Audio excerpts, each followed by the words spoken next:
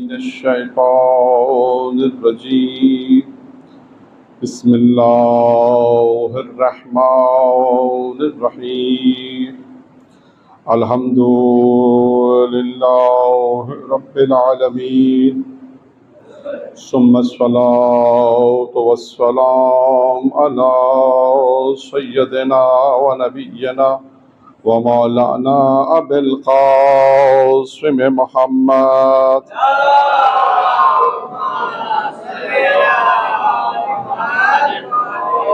وآل بیتہ الطیبین الطاہرین المعصومین المنتخبین المیامین اما بعد قال سبحانہ وتعالی فی کتابہ الکریم بسم اللہ الرحمن الرحیم انا علینا للہدی. درود پڑھ محمد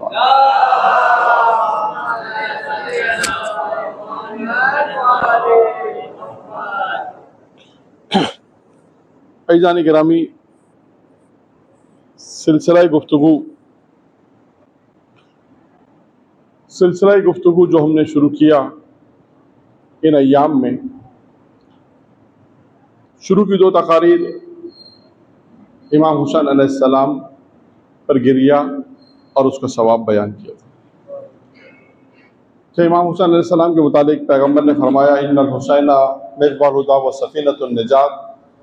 تو حدیث کی روشنی میں آپ کے سامنے امام حسین کی فضیلت اور اس کے بعد ان چیزوں کو جو گریہ کا ثواب تھا انہیں بیان کیا، اور اس کے بعد یہ موضوع کا اعلان کیا تھا کہ ہم انشاءاللہ ان ایام میں، جو آج آخری مجلس ہے ان ایام کی، کہ موضوع ہم نے قرار دیا تھا کہ انشاءاللہ حدیث قدسی یا حدیث معصوم بیان کریں گے. تو حدیث قدسی کو ہم نے انتخاب کیا آپ کے سامنے، جناب موسیٰ علیہ السلام کی ایک حدیث جس میں اللہ نے یہ ارشاد فرمایا کہ ہم نے 6 چیزوں کو 6 چیزوں میں رکھا ہے، وہ آپ کے سامنے بیان کی تفصیل کے ساتھ. پھر اس کے بعد ایک حدیث، وہ بھی حدیث قدسی تھی کہ جس میں ہم نے یہ بیان کیا کہ اللہ انسان سے کس طرح تجارت کرتا ہے. 6 چیزیں اللہ آپ سے طلب کرتا ہے، 6 چیزیں اللہ آپ کو دے گا. اور انہی احادیث کے اندر پھر معصومین کی احادیث سے آپ کے سامنے بیان کی، اور اس میں مختلف موضوعات کو ہم نے آپ کے سامنے بیان کیا. آج آخری تقریر ہے اور آج بھی ایک حدیث کو بیان کریں گے، یہ بھی جناب عیسیٰ علیہ السلام کی ہے. لیکن اس سے پہلے ایک مقدمہ بہت ضروری ہے. وہ مقدمہ کیا ہے کہ دیکھیے، جو آیت کریمہ ہم نے بیان کی ہے، وہ آیت کریمہ کیا ہے؟ اللہ انا علینا للہدی. یہاں سے ہم نے اپنی گفتگو شروع کی. اللہ نے انسان کے لیے ہدایت بھیجی ہے، انبیاء بھیجے، نبی بھیجے، رسول بھیجے، اور انسان کی ہدایت کا سلسلے میں تمام ایک سلسلہ ہدایت ہے.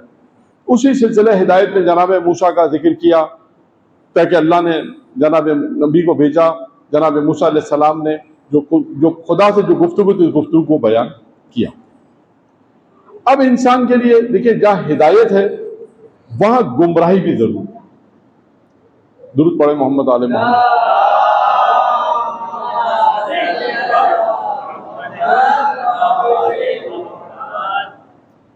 کہ جہاں پر ہم یہ دیکھتے ہیں کہ ہدایت ہے، وہاں پر گمراہی بھی ہے. گمراہی کا کیا مطلب ہے؟ کہ جہاں پر ہدایت کا سلسلہ ہے وہاں پر گمراہ کرنے والا شیطان بھی موجود ہے.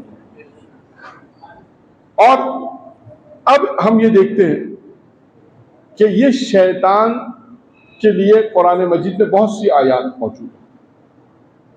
اور آپ دیکھیے، جو آیت ہم نے تجارت کی پیش کی تھی، وہاں پہ تھا یا ایھا الذین آمنوا، اے ایمان لانے والوں، اے ایمان لانے والوں، حل ادلکم علی تجارت، کیا خدا تمہیں ایسی تجارت نہ بتائے جو تمہیں عذاب علیم سے نجات دے. یعنی وہاں پہ خدا نے کس سے مخاطب ہے؟ ایمان لانے والوں. یہ ذہن میں رکھیے، وہاں پہ خدا مخاطب ہے ایمان لانے والوں سے. اب یہاں پر بھی پروردگار عالم جس آیت کی تلاوت کا شرف حاصل کرنا ہے، اس میں اللہ ایمان لانے والوں سے مخاطب ہے.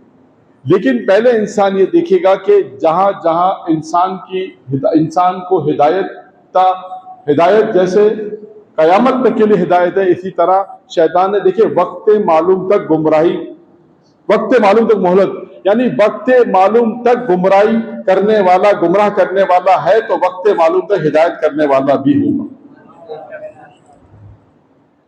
اور ہدایت رکنے والی نہیں ہے، ہدایت مختلف جہت سے آتی ہے۔ دیکھیں ہدایت انسان کے عمل معروف میں نے گفتگو بیان کی تھی کہ ہدایت بھی بعض اوقات اگر ہم دیکھتے ہیں اللہ اسباب فراہم کرتا، کبھی ہدایت خدا، بلکہ اگر آپ دیکھیں نبی کو بھیجا معصوم کے ذریعے ہدایت، امام کے ذریعے ہدایت، کبھی ہدایت معصوم کے ذریعے نہیں ہوگی، کبھی بندے کے ذریعے سے اللہ ہدایت کرے۔ امر معروف میں کیا ہے؟ یعنی ایک بندہ دوسرے بندے کو گناہوں سے روکتا، ایک بندہ دوسرے بندے کو نیکی کا حکم دیتا، یہ ہدایت ہے خدا کی طرف سے ہی۔ ہر بندے پہ ہدایت واجب ہے، امر معروف واجب ہے، یعنی ایک مومن دوسرے مومن کو ہدایت کرے۔ جو جنت میں جانے کا طریقہ تھا جو میں نے بیان کیا، وہاں پہ امر معروف کی گفتگو آئی تھی، اور یہاں پر بھی یہی ہے کہ انسان جب ایک دوسرے کی ہدایت کے لیے اللہ نے اسباب فراہم کی۔ اب دیکھیے گا کتنے ایسے واقعات ہیں کہ جس میں یعنی وہاں پر بھی انبیاء ہیں، نبی ہیں، معصوم ہیں، ہادی ہیں، لیکن اب آپ جہاں معصوم نہیں ہے، جہاں معصوم نہیں ہے وہاں پر غیر معصوم بھی ایک دوسرے کی ہدایت کر سکتے ہیں۔ تو اب ہدایت پروردگار عالم نے رکھی اسباب کے ذریعے ایک، اور اگر ہم دیکھیں گمراہ کرنے والا کون ہے؟ شیطان۔ اگر میں آپ سے پوچھوں کہ کبھی آپ نے شیطان کو دیکھا ہے؟ کوئی یہ نہیں کہے گا کہ میں نے شیطان کو دیکھا ہے، لیکن آپ کو 100% یہ یقین ہے کہ شیطان کا وجود ہے۔ یعنی شیطان بھی انہی میں سے کہ جس کو دیکھا نہیں جاتا لیکن علم ہے، یقین ہے کہ کوئی ہے جو انسان کو۔ اچھا اب یہاں پر میں مرحوم علامہ طالب جوہری صاحب اللہ ان کے درجات بلند فرمائے، ایک قصہ، ایک سوال اور جواب ہے۔ وہ سوال کیا ہے؟ ہدایت سے متعلق کہ لاہور میں ایک سیمینار تھا امام زمانہ پر، اور اس سیمینار کا آخری سوال کیا تھا کہ آپ کا امام غیبت میں رہ کر کیسے ہدایت کرتا ہے؟ آپ کہتے ہیں امام غیبت میں رہ کے ہدایت کرتا ہے، بہت سے واقعات موجود ہیں، وقت نہیں ہے وہاں پر بھی آپ دیکھیں کیسے امام نے مدد کی۔ ملاقات امام زمانہ کتاب موجود ہے، اس میں بھی آپ پڑھتے ہیں، اور بھی اہل علم بیان کرتے ہیں کہ کس طرح امام کی مدد ہوتی ہے۔ ان سے کسی نے یہ سوال پوچھا کہ آپ کا امام غیبت میں رہ کر کیسے ہدایت دیتا ہے؟ یعنی ان کے نزدیک کیا تھا؟ ان کے نزدیک یہ تھا کہ جو ہدایت کرنے والا ہے اس کا وجود ظاہری ہونا چاہیے۔ بھائی وجود ہوگا تو ہدایت کرے گا، وجود نہیں ہے تو ہدایت نہیں ہے۔ یہ ان کا ایک سوال تھا۔ علامہ صاحب نے جواب کیا دیا؟ علامہ صاحب نے کہا مجھ سے آج تک کسی نے یہ نہیں پوچھا کہ شیطان غیبت میں رہ کے کیسے گمراہ کرتا ہے۔ درود پڑھیں محمد آل محمد۔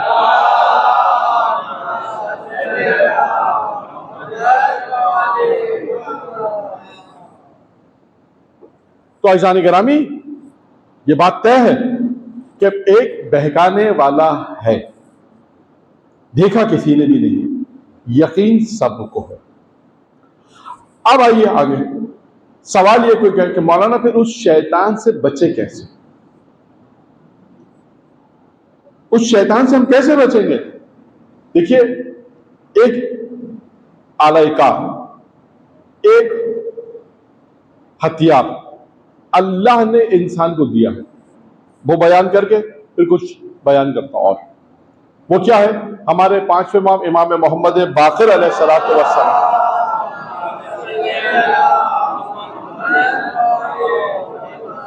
پانچویں امام سے سوال پوچھا کہ مولا شیطان تو ہر طرح سے انسان کو بہکا سکتا ہے، دائیں سے بائیں سے آگے سے پیچھے سے، جس کی گفتگو آ گئی، یہ بتائیے مومن کو کیا دیا؟ پہلے 9 محرم کو میں نے جناب آدم کی روایت پیش کی تھی توبہ کے سلسلے میں، یہاں پر ایک اور روایت ہے۔ پانچویں امام سے پوچھا کہ کیا دیا ہے مومن کو، کیا دیا ہے کہ شیطان کا مقابلہ کرے، یعنی انسان کو کیا دیا؟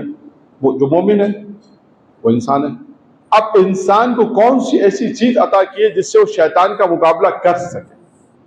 پانچویں امام نے ارشاد میں اللہ نے انسان کو عقل دی ہے جس کے ذریعے سے وہ جو شیطان کا مقابلہ کر سکتا ہے۔ یہ عقل کیا ہے؟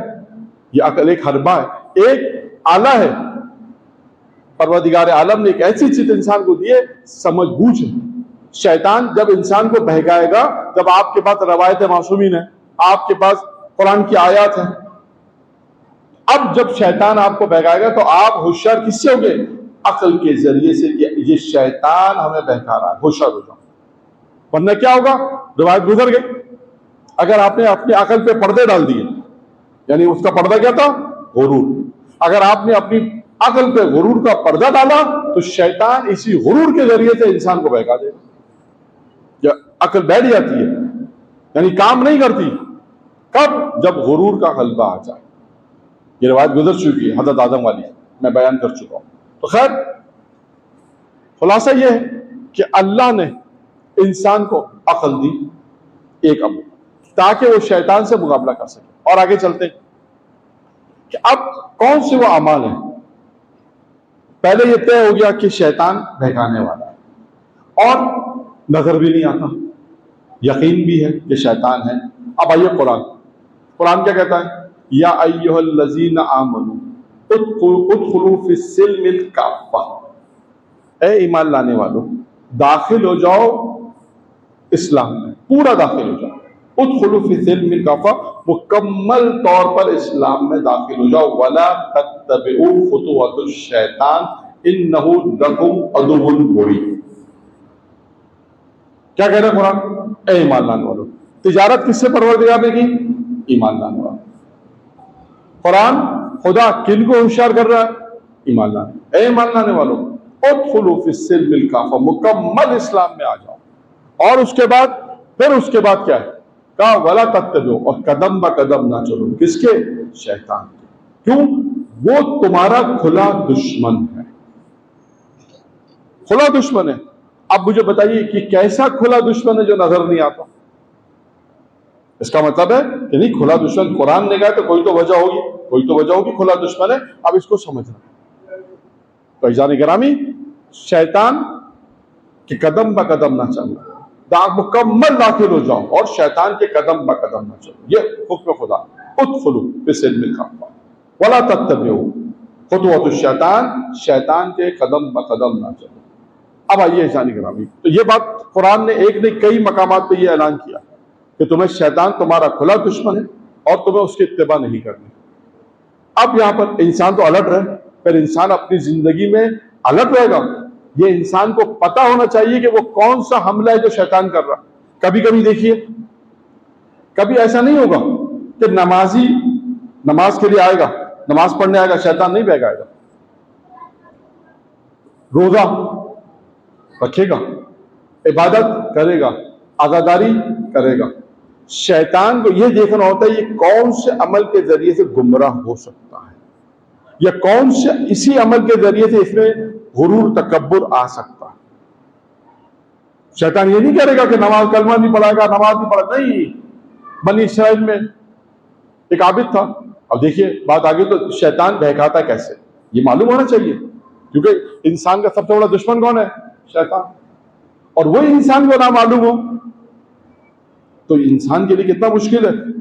اب آئیے تفسیر نور الثقلین میں، جہاں پر آپ کو یہ روایت کہاں ملے گی؟ تفسیر نور الثقلین، سورہ ناس کی اگر آپ تفسیر میں جائیں گے، اس سورہ ناس میں آپ دیکھیں تفسیر نور الثقلین، وہاں پر آپ کو ایک روایت ملے گی۔ وہ روایت کیا ہے کہ جب شیطان کوئی نہیں بہکتا تو شیطان کے چلے جمع کیسے ہوتے اور بہکاتے کیسے؟ یہ ایک طریقہ کار ہے۔ کوئی کہے کہ مولانا یہ کیسے ہوتا ہے؟ بالکل ہوتا ہے۔ اب آئیے بنی اسرائیل کی ایک میں مثال دے رہا تھا آپ کو۔ بنی اسرائیل میں ایک عابد تھا، عبادت ٹاپ پر، اب سارے شیطان یہ جمع ہو گئے کہ اس کو بہکائے کیسے، یہ عبادت تو اس کی ٹاپ پہ جا رہی ہے۔ تمام نے، کسی نے کہا اس کو مال کے ذریعے سے، کسی نے کچھ کہا، کسی نے کچھ کہا، کسی نے کچھ کہا، بہکائے مختلف جیسے۔ ایک شیطان نے کہا نہیں، کہا اس کو میں بہکاؤں گا، کس سے؟ اس کی نماز کے ذریعے سے. یہ نمازی ہے نا، میں نماز کے ذریعے سے بیٹھا. دیکھیے کبھی کبھی اہل علم نے واقعات بھی بہت سارے لکھے ہیں، دلچسپ واقعات بھی ہیں. کہ ایک مثال کے طور پہ ایک لکھا ہے، ایک شخص 25 سال یا 30 سال پہلی صف میں نماز پڑھ رہا. ہوتے ہیں لوگ پہلے آ جاتے ہیں، اذان سے پہلے آ گئے. ایک مرتبہ ایک شخص جو پہلی صف آیا، پہلی صف مکمل ہو گئی. جگہ کہاں ملی؟ دوسری صف. تو جیسے ہی دوسری صف میں کھڑے ہوئے تو خیال یہ آئے کہ آج لوگ کیا کہیں گے میں دوسری صف سے نماز پڑھا. پھر فوراً شیطان کا اٹیک ہوا اور پھر خدا کی تنبیہ ہوئی. کیا اس کا مطلب ہے کہ میں لوگوں کے لیے نماز پڑھ رہا تھا پہلے صف میں؟ دیکھیے یہ تنبیہ ہوتی ہے. آج لوگ کیا کہیں گے کہ میں پہلی دوسری صف میں پڑھ رہا ہوں، یہ شیطان ہے. فوراً اپنے آپ کو تنبیہ کی. اس کا مطلب یہ ہوا کہ میں پہلی صف میں 30 سال نماز پڑھی تو لوگوں کے لیے 30 سال کی نمازیں قضا کی انہوں نے. 30 سال کی نمازیں قضا کی اس لیے کہ اس میں اللہ نہیں تھا، لوگ تھے کہ لوگ یہ کہیں گے. عزیزان گرامی یہ بہت مہم ہوتا ہے کہ لوگ یہ کہیں. انسان پہ کہ میں کہاں ہوں، خدا کہاں ہے. یہ شیطان کا حربہ اسی طرح ہی ہوتا ہے کہ کہتے ہیں کہ تو یہ انسان توجہ کرے اس بات کے اوپر کہ انسان کو بہکا کیسے رہا. نمازی سارے شیطان جمع ہو گئے. ایک نے کہا میں نماز کے ذریعے سے. اس نے کہا ٹھیک ہے. اب یہ جب مسجد میں آیا تو کیا وہ دیکھا کہ ایک شخص سے جو فضا میں نماز پڑھ رہا ہے، فضا میں. بولے یہ کون سا عابد آ گیا؟ ہم تو فرض پہ نماز پڑھتے ہیں، اتنی رکعتیں ہم نے نماز پڑھی، اتنی نمازیں اتنی رکعتیں. یہ کون آ گئے جو فضا میں نماز پڑھ رہا ہے؟ اور شیطان بہکانے کے لیے اسے فرصت نہیں دے رہا. وہ اسے چاہ رہے فرصت ملے کہ یہ عمل آیا کیسے تمہارے پاس. یہ عمل آیا. اور یہ یاد رکھیے گا، دیکھیں عابد ہونا اور ہوتا ہے، معرفت رکھنا اور ہوتا ہے. یہ بھی یاد رکھیے گا، ورنہ اس میں بھی بہت سارے واقعات بنی اسرائیل کے ہیں کہ عابد تھا، معرفت دی تھی. بالکل اسی طرح یہ بہت شیطان نے جو انسانی شکل میں آیا مشکل سے اسے فرصت دے دی کہ کچھ بات کر سکے. اچھا بات کی، کہا یہ طاقت تمہارے پاس کیسے آئی؟ طاقت کیسے آئی تمہارے پاس؟ کہا کہ تم فلاں مقام پہ جاؤ، فلاں گناہ کرو. کون سا گناہ؟ دامن گیر گناہ جسے کہتے ہیں، فعل قبیح. فلاں علاقے میں جاؤ کرو، وہ فعل گناہ کرو. جب وہ پہنچا اس خاتون نے کہا کہ یہ فعل حرام ہے جو تم کرنے آئے ہو. اس نے کہا اس سے کوئی معرفت نہیں ملتی، اس سے کوئی کسی مقام پہ نہیں پہنچتا. وہ یقیناً تمہیں بہکانے والا شیطان تھا. اب آئیے میرا شروع کا جو موضوع تھا، انسان مومن یا انسان کی ہدایت کیسے کرتا ہے، اس موضوع میں یہ بھی آ گیا. معرفت بھی، شیطان بھی، یہ بھی آ گیا. اس خاتون نے کیا کہا جاؤ، وہ شیطان ہے جو تمہیں بہکا رہا ہے، جاؤ. اگر وہ شیطان نہیں ہے تو تم دوبارہ آ جانا. یعنی وہ جب عابد گیا کیا دیکھا؟ شیطان تھا. فرار ہو گیا. اس کی سمجھ میں آ گیا کہ بہکانے والا شیطان تھا. تو عزیزان گرامی شیطان اس طرح سے بہکائے گا. اور ادھر آ جائیے اب جو موضوع میں نے بیان کیا تھا کہ انسان کی ہدایت کرتا ہے. یہ خاتون جو اتنی معرفت رکھتی تھی کہ کام غلط ہے، فعل حرام ہے، اور ایک بندے خدا کو گناہ سے بچایا. جب اس کا انتقال ہوا خدا نے اسی رات اپنے نبی کو وحی کی کہ اس کی نماز جنازہ پڑھاؤ. وہ نبی نے کہا پروردگارہ وہ تو گناہگار ہے. کہا گناہگار تھی اب نہیں ہے، ہم نے اس کے سارے گناہ معاف کر دیے اس لیے کہ اس نے ہمارے بندے کی ہدایت کی. یہ ہدایت اس طرح ہدایت خداوند متعال کی طرف سے. اور ایک گناہ سے بچانا سارے گناہوں کی معافی بن جاتا ہے. ادھر اس کی ہدایت اس کے لیے یہ سبب بنا، یہ ہم نے ہدایت کے لیے سبب بنا. ہمارا موضوع کیا تھا؟ شیطان بہکاتا کیسے، یہ موضوع تھا. اب آئیے شیطان نے ایک عام انسان کی شکل میں آیا، نماز کے ذریعے سے اس کو بہکانے کی کوشش کی. لیکن کیونکہ وہ نمازی تھا، عابد تھا، معرفت نہیں تھی، اس لیے بہک گیا. اس عورت کے پاس گناہ تھا لیکن معرفت تھی. دیکھیے تبھی لوگ کہتے ہیں کہ معرفت ہونی چاہیے. اور یہ بھی ایک موضوع ہے، معرفت آتی کیسے، انشاءاللہ پھر بیان کریں گے. درود پڑھے محمد آل محمد.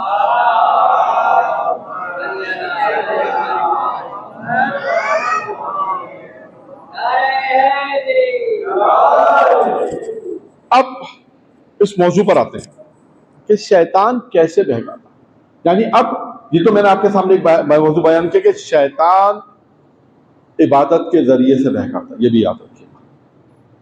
کوئی یہ نہ سوچے کہ میں تو نمازی ہوں، مجھے تھوڑی شیطان بہکائے گا. شیطان تو جا کے ان سینما ہال میں یا ان لوگوں کو بہکائے گا. اب تو سینما ہال بھی نہیں رہے، اب تو وہ سینما ہال آپ کے ہاتھ میں آ گیا.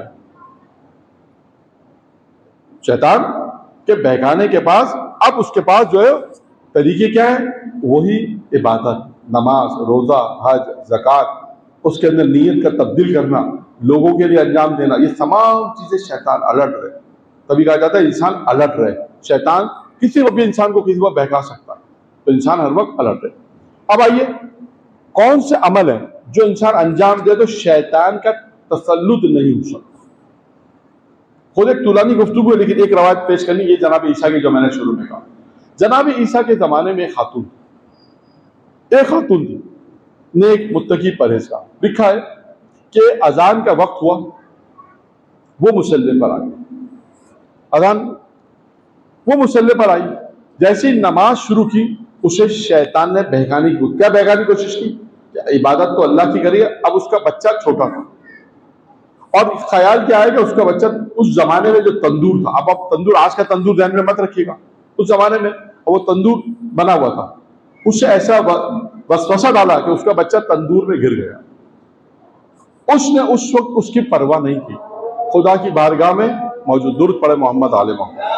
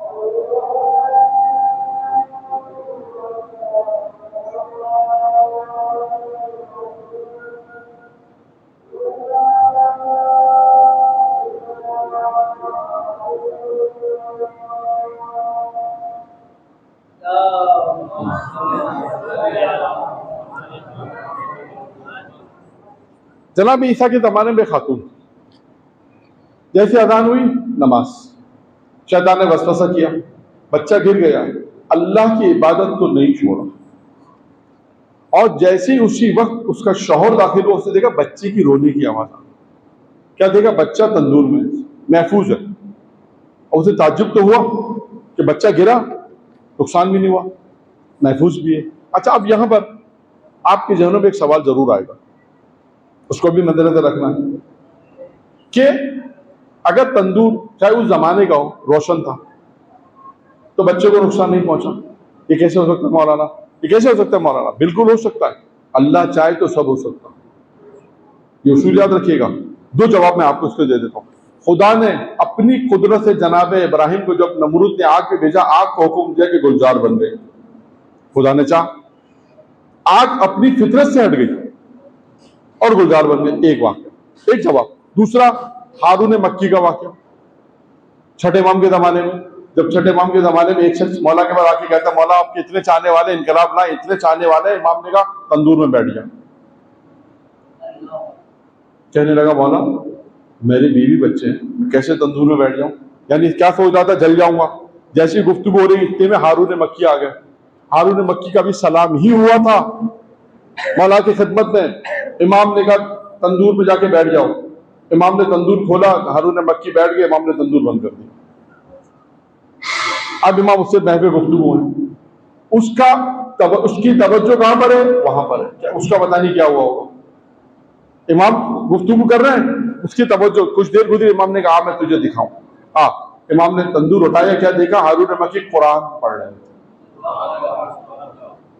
تو کیا کہنے مقصد ہے کہ اللہ چاہے تو وہ آگ سے محفوظ رہ سکتا ہے. اور یہ اطاعت کی بات ہے. اطاعت امام ایسی ہے. امام نے پھر اس سے کہا یہ بتا اتنے چاہنے والے کیسے؟ اس نے کہا مولا اتنے چاہنے والے دو چار ہی ہوں گے، اس سے زیادہ نہیں ہوں گے. امام نے کہا آپ کیسے انقلاب لا؟ کہا یہ بتا اتنے چاہنے والے کیسے؟ ایسے کیسے؟ کہا مولا ایسے نہیں ہے. تو کہنے مقصد کیا ہے؟ سوال کے جواب، دو جوابات میں نے آپ کو دیے اس سے پہلے کہ ممکن آپ کے ذہن میں سوال آئے کہ مولانا تندور میں بچہ گرا کیسے محفوظ ہو گیا؟ تو تاریخ بتاتی ہے کہ اللہ چاہے تو ہو سکتا. اب وہ شخص اب بچے کو لیا، جناب عیسیٰ کے پاس گیا اور عیسیٰ کا سارا ماجرا عیسیٰ سے بیان کیا. جناب عیسیٰ اس کے گھر آئے، آنے کے بعد اس کی بیوی سے گفتگو کی. کہا تو نیک ہے، مومنہ ہے، کچھ تیرے عمل ایسے ہیں جس کی وجہ سے یہ ماجرا پیش آیا ہے.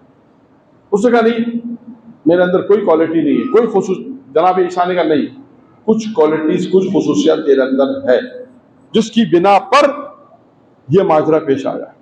اب اس سے جناب عیسیٰ نے جب بہت زیادہ اصرار کیا تھا، اب اس نے دیکھیے کیا بیان کیا اور نبی جناب عیسیٰ نے کیا جواب دیا. آخر یہ بحث اس نے کہا پہلی خصوصیت کیا ہے؟ اس نے کہا پہلی خصوصیت یہ کہ میں دنیاوی کاموں کو، جب آخرت اور دنیاوی کام ہوتے ہیں تو آخرت کو ترجیح دیتی ہوں دنیاوی کاموں کو. نمبر ایک. اب آپ پوچھیں کہ انسان یہ کوالٹیز انسان کے اندر دیکھیں، ہمیشہ یاد رکھیے گا دنیا کے اندر انسان کو کوئی مقام ملے گا قربانی دینے کا. یاد رکھیے گا سلمان، ابوذر کی مثالیں جو ہم پیش کرتے ہیں اس میں یہی ہے. اس باپ دادا کا اسلام چھوڑا، اسلام لے کر آئے، تکلیفیں کتنی برداشت کی، قربانی کتنی تھی، ایثار کیسا تھا، جذبہ کیسا تھا. تب جا کر سلمان فارسی کے لیے پیغمبر نے کہا سلمان من اہل بیت. اور ایسا نہیں کرا اسی طرح ابوذر کے لیے بھی کہا، لیکن کیا قربانی جذبہ چاہیے. کوئی نہ کوئی نیک کام ضرور ہوتا ہے انسان کے لیے اوپر جانے کے لیے. نمبر ایک کیا کہا؟ دنیاوی کاموں کے لیے میں دنیاوی کام اور آخرت کے کام ہوتے تو آخرت کو ترجیح دیتی ہوں دنیاوی کاموں کے. نمبر ایک. میں مثالیں نہیں دے رہا، صرف روایت کو مکمل کر دوں گا کہ دیکھیں کتنے کام ہیں کہ انسان اگر یہ انجام دے تو پھر جناب عیسیٰ نے، نبی نے کیا سوال، کیا جواب دیا. نمبر ایک کیا کہا؟ دنیاوی کام کو ترجیح نہیں دیتی آخرت کے کام کو. نمبر دو، ہمیشہ باوضو رہتی، ہمیشہ باوضو رہتی. نمبر تین، کا نماز اول وقت میں پڑھتی ہے. عزیزان گرامی، آیت اللہ قاضی مرحوم کا جملہ ہے، ایران کے بہت بڑے، نجف کے بہت بڑے مجتہد ہیں. جو لوگ وادی السلام جاتے ہیں قبرستان، خدا سب کو مقدس مقامات کی زیارت نصیب فرمائے. جب جاتے وادی السلام جاتے ہیں تو اس وادی السلام میں آپ جب جاتے ہیں دو نبی کی زیارت کرنے جاتے ہیں، وہاں پر قاضی کی بھی زیارت ہے، قاضی کی بھی خبر ہے. لوگ آپ جاتے ہیں ان کی زیارت کرنے، جو لوگ جانتے ہیں وہ جاتے ہیں کہاں پر ہے. اور آپ دیکھیے گا وہاں پر بڑے بڑے عارف لوگ قرآن پڑھ رہے ہیں. اور اس عارف کا جملہ جو آپ کو بتانا ہے، اتنی زحمت کیوں دے رہا ہوں، قاضی طباطبائی کا جملہ ہے، جو شخص اول وقت میں نماز پڑھے اور اپنے اندر کرامت نہ دیکھے تو مجھ پہ لعنت کرے. یہ ان کا جملہ ہے، اہل منبر سے بھی سنا، کتاب میں بھی پڑھا. تو اعزانی گرامی، اول وقت میں نماز کی فضیلت بہت زیادہ ہے. نمبر دو، نمبر تین، نمبر چار. نمبر چار کیا ہے؟ وہ خاتون کہتی ہے، جناب عیسیٰ سے کہتے ہیں عیسیٰ نبی اللہ، اگر کوئی مجھ پہ ظلم کرتا ہے، اگر کوئی مجھ پہ ظلم کرتا ہے تو میں اپنا جو ظلم کرتا ہے تو یہ کیس میں اللہ کی بارگاہ کے سپرد کروں. خدا بندہ تو جان، اس نے مجھ پہ ظلم کیا ہے لیکن تیرے سپرد کر دوں. درود پڑھے محمد آل محمد.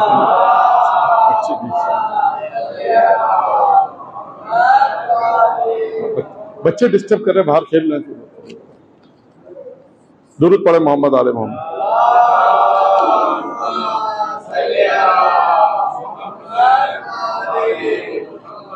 تو احسان گرامی، یہ صفات انسان کے اندر پیدا ہو تو انسان اس مقام پر پہنچا. نمبر ایک کیا تھا؟ دنیاوی کاموں کو ترجیح نہ دینا، آخرت کے کام. آپ کے سامنے دو کام آئے، اپنے آخرت کا کام ترجیح دینا. نمبر دو، باوضو انسان ہوتا. نمبر تین کیا تھا؟ نمبر تین تھا نماز اول وقت میں پڑھے. نمبر چار، جب بھی انسان پر کوئی ظلم ہوتا ہے، کہتے ہیں جب مجھ پہ کوئی ظلم کرتا ہے میں پروردگار کے سپرد کرتی ہوں، خداوندہ یہ تیرے اوپر، یعنی آج میں کہوں خداوندہ یہ کیس تیرے سپرد، اب تو جان اور یہ میرا بندہ، تو جان اور یہ جان اس نے مجھ پہ ظلم کیا۔ نمبر 5، اللہ پر راضی رہنا، رضائیت خدا پہ بھی گفتگو آ گئی، 9 محرم کو آئی تھی، 8 محرم کو، اللہ کے رضا پہ راضی رہنا۔ یہ اجر ثواب کیا انسان کے اندر کوالٹیز پیدا کرتا ہے۔ پھر جب کوئی میرے دروازے پر آتا ہے، چھٹی صفت، جب کوئی میرے دروازے پر آتا ہے تو خالی ہاتھ نہیں جاتا، میں کچھ نہ کچھ اسے دیتی ہوں۔ اور 7ویں صفت اور آخری صفت، 7 صفتیں بیان کی اس نے، کا 7ویں صفت یہ ہے کہ نماز شب کو میں ترک نہیں کرتا۔ اچھا اب جناب عیسیٰ کا زمانہ ہے، کوئی کہ مولانا نماز شب تھی اس زمانے میں نہیں تھی؟ یہ سوال مجھ سے ہوا تھا، اس لیے مجھے یاد ہے۔ میں جناب موسیٰ کا قصہ پڑھ رہا تھا، یہی حدیث جو آپ کو سنائی 4 دن پہلے، اللہ نے 6 چیزوں کو 6 چیزوں میں رکھا ہے، اس میں ایک ہے اللہ نے عزت کو نماز شب میں رکھا۔ لوگ سلاطین کے دربار میں ڈھونڈتے ہیں۔ جب میں نے ایک مجلس میں یہ پڑھا تھا تو کسی نے مجھ سے سوال کیا تھا کہ جناب موسیٰ کے زمانے میں نماز شب واجب کب تھی؟ سرکار نماز شب تھی کب؟ کہا اس زمانے میں نماز شب تو نہیں تھی۔ اسی طرح عیسیٰ کے زمانے میں بھی کوئی کہ مولانا نماز شب تو کہاں تھی؟ اس کا جواب کیا ہے؟ جواب یہ رات کی مناجات، یہ اس زمانے میں جو رات کو ہم مناجات کرتے ہیں، دعائیں پڑھتے ہیں، اس زمانے میں جو تھی۔ اور روایت بعد میں جب میں نے جا کے دیکھا تو یہی جواب ملا، یہی جواب تھا۔ پھر میں نے اپنے استاد سے بھی پوچھا کہ یہی جواب ہے کہ جو نبی اس زمانے میں جو رات کی مناجات کرتے تھے، دعائیں پڑھتے تھے، جو نمازیں تھی، کیا 11 رکعت جو نماز آئی ہے وہ پیغمبر کے زمانے میں آئی ہے؟ کہ نماز شب 11 رکعت؟ ورنہ رات میں آپ جو نماز پڑھے وہ نماز شب ہی ہے۔ اس سے پہلے کہ کوئی سوال کرے کہ مولانا جناب عیسیٰ کے زمانے میں نماز شب کیا تھی؟ وہی مناجات، 2 رکعت نماز اگر پڑھی ہے تو وہی نماز شب ہے۔ تو 11 رکعت پیغمبر کے زمانے میں۔ تو اب جناب عیسیٰ نے کیا کہا؟ جب یہ 7 عمل سن لیے، یہ 7 عمل اس خاتون نے بیان کیے، تو جناب عیسیٰ نے کہا کہ اگر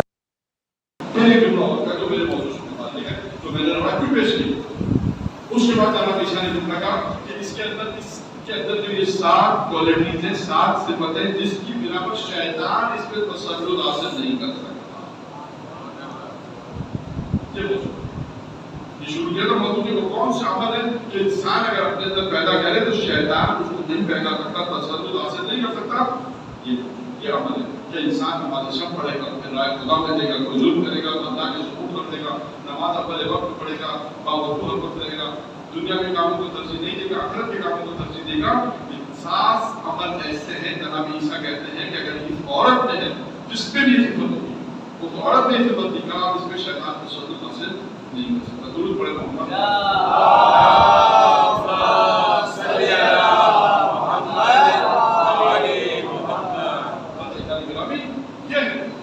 انسان اس دنیا میں آئے اللہ نے، شیطان بھی ہے، رحمان بھی ہے۔ رحمان نے تمام چیزیں دی، میں نے عرض کیا ہاتھی بھیجے، انبیاء بھیجے تاکہ انسان کے جائے عمل بتائے، اور اس کے بعد شیطان بھی ہے تو انسان کو گمراہی کی طرف لے کے جائے۔ اب انسان کو وہ عمل بھی بیان کر دیا، دیکھو یہ عمل اگر تم اختیار کرو گے، اور بھی بہت سے عمل ہیں، اس روایت میں 7 عمل ہے، میں نے 7 عمل آپ کو بیان کر دیے کہ کم از کم یہ 7 عمل ہو گئے تو انسان شیطان اس میں تسلط حاصل نہیں کرے گا۔ شیطان کوشش کرے گا لیکن یہ انسان کے اندر کوالٹی ہوگی، وہ ہے کہ شیطان تمہارا کھلا دشمن ہے۔ کھلا دشمن ہے تو کیا ہے؟ انسان اپنے آپ کو اس سے بچائے گا۔ یہ عمل ہے جس کی بنا پر انسان شیطان اس پر تسلط حاصل نہیں کر سکتا۔ بس ایسا نہیں کرنا بھی میں نے آپ کو تمام کیا اور مختصر گفتگو کے اندر یہ بیان کیا ایسا نہیں کرنا کہ اللہ نے انسان کی ہدایت، یہی ہمارا موضوع تھا، شروع دن سے موضوع تھا۔ ابھی جناب موسیٰ کی روایت آپ نے ہم نے بیان کی، 2 حدیث اس کی بیان کی، آج جناب عیسیٰ کی بھی روایت ہے، وہ عمل بیان کی جو انسان کو گمراہ کی طرف لے جاتا ہے۔ دیکھیے گمراہی کربلا میں اگر آپ دیکھیں جو لوگ جو دشمن اہل بیت تھے وہ کس لیے تھے؟ مال دنیا، حکومت، پیسہ، دولت، شہرت، عزت یہی تھا۔ ایک وقت ایسا آیا تھا ہمارے ساتھ میں کیا کہا کہ میں حکومت واپس لے لوں گا، کہا میں سوچتا ہوں کرتے حسین دیکھا نا کیا حکومت واپس لے لوں گا، تھوڑی دیر بعد تک نہیں حکومت میں واپس جائے گی نہیں کرتا. یہ مال و دولت اس کی بنا پر انسان نے یہ اقدامات کیے. شیطان نے ان کو کس اعتبار سے بہلایا؟ مال دولت عزت شہرت. یہ نہیں دیکھ رہے کہ سامنے یہ جسے کہتے ہیں نا میرا شروع میں جملہ کہتا تھا وہ یہی تھا کہ انسان کی عقل پہ بڑھ جاتا ہے غرور کی وجہ سے. یہ غرور مال کا دولت کا عزت کا شہرت کی وجہ سے. اور یہ وقت آ گیا کہ وقت یعنی نماز رسول کو قتل کرنے کے اور جب میرا مولا 2 محرم کو کربلا پہنچا تو میرے مولا نے سب سے پہلے بعض روایتیں کہتے ہیں کہ زمین خریدی. اس کے بعد اپنے شیو کو یاد شیو نے پانی پینا پھر اس کے بعد زمین خریدنے کے بعد کیا کہا کہ یہاں پر ہمارے مہمان آئیں گے جو ہماری زیارت کے لیے آئے گا اسے 3 دن کا مہمان دینا. یعنی حسین کربلا تو آباد کر رہے ہیں لیکن ساتھ ساتھ اپنے شیعوں کو بھی یاد کر رہے ہیں کہ یہ وہ مقام ہے کہ جہاں پر شیعہ آئیں گے. اور کہتے ہیں جب ٹھنڈا پانی پینا ہمارے اتہاس ہو جاتا ہے. وہ حسین کربلا کی زمین خریدنے کے بعد مردوں سے وعدے لیے کا عورتوں کو بڑھا. عورتیں آئی ہاتھ جوڑ کر آقا ہماری کیا خدمت ہے. کہا اگر تمہارے مرد یزیدی فوج سے ڈر جائیں تو فرات کے کنارے جب پانی بھرنے آنا ہمارے لاشوں کو دفنا. اس کے بعد کہا جاؤ نہ پھر بچوں کو بھیجو. جب بچے آئے آنے کے بعد بچوں سے کہا اگر تمہارے ماں باپ یزیدی فوج سے ڈر جائیں تو فرات کے کنارے آنا کھیلتے کھیلتے اور کچھوں میں خاک لے کے ہمارے لاشوں پہ ڈالا ہے. یعنی مولا کی کیا خواہش تھی اپنے الفاظ بیان کروں. مولا کیا چاہتے ہیں کہ لاشیں دفن ہو جائیں. میں کہوں گا مولا یہ لاشیں دفن ہوئے لیکن لاشوں کو پامال بھی کیا گیا. لیکن آپ کا لاشا وہ لاشا تھا جو گھوڑے پر پامال ہوا. باب اسد وہ وقت بھی آیا جب بنی اسد کے لوگ آئے 12 محرم کو آئے. کیا کہا ہم نے اپنے امام سے وعدہ کیا تھا ہم آپ کے لاشوں کو دفنائیں گے لیکن ہم یہ نہیں دیکھ پا رہے حسین کا لاشا کون سا ہے اکبر کا لاشا کون سا ہے. اس لیے لاشیں اس لیے کہ جنازے تو یہاں پڑے ہیں ارے سروں کو کاٹ کر نوکے نیزہ پہ بلند کیا گیا ہے. بنی اسد کے لوگ پریشانی کے عالم میں ہیں. یہ خیال کرتے ہیں کہ ایک ہم بڑا سا گڑھا کھودتے ہیں اور اس پہ سب کو دفنا دیتے ہیں. یہ خیال کر کے جیسے گڑھا کھودا ایک مرتبہ کیا دیکھا ایک کوفہ کی طرف سے یہ آواز آئی رک جاؤ. کوفہ کی طرف سے آواز آئی رک جاؤ. دیکھا کوئی نظر نہ آیا. پھر تھوڑی دیر بعد آواز آئی رک جاؤ. کیا دیکھا کہ ایک اونٹ پہ ایک سوار آ رہا ہے. اونٹ پہ ایک سوار آ رہا ہے اور یہ سوار کون ہے. احباب ایسا ایک مرتبہ اس سوار کے عجیب سوار ہے. کیا دیکھا جب قریب آیا ہاتھوں پہ ہتھکڑیاں ہیں بھاؤ میں بیڑیاں ہیں گلے میں خاردار توق ہے. ایک مرتبہ جب اونٹ سے نیچے اترے تو ایک مرتبہ ہتھکڑیوں کو کھولا گیا اور کہا پریشانی کیا ہے. کہا پریشانی یہ کہ ہم نے اپنے آقا سے وعدہ کیا تھا ہم آپ کے لاشوں کو دفنائیں گے لیکن سمجھ میں نہیں آ رہا ارے حسین کا لاشا کون سا ہے اکبر کا لاشا کون سا ہے مسلم کا لاشا کون سا ہے تو ابھی تم نے بتایا کہ لاشا کون سا. ایک مرتبہ آنے والے نے کہا میں بتاتا ہوں کون سا لاشا کس کا ہے. ایک مرتبہ بتاتے گئے اور لاشیں سارے دفناتے گئے. جب سارے لاشیں دفنا لیے ایک مرتبہ پوچھا آنے والے نے پوچھا بتا تو کون ہے جو سب کے لاشوں کو بتا رہا ہے تو کون. ایک مرتبہ آنے والے نے حسین کی قبر کی طرف اشارہ کر کے کہا میں اسی حسین کا یتیم سید سجاد. پوچھا جب بنی اسد کے لوگ جانے لگے کہاں جا رہے ہیں ابھی ایک لاشا باقی ہے فرات کے کنارے چلو میرے چچا عباس کا لاشا. بنی اسد کے لوگ جناب عباس کے لاشے پر پہنچے. سید سجاد نے چڑھائی منگائی میں عباس کے لاشے کو رکھا. بعض اہل منبر بیان کرتے ہیں کہ عباس کے لاشے کے بھی ٹکڑے تھے چڑھائی میں رکھا. ایک مرتبہ کا میں اپنے چچا کو قبر میں اتاروں گا کوئی قریب نہ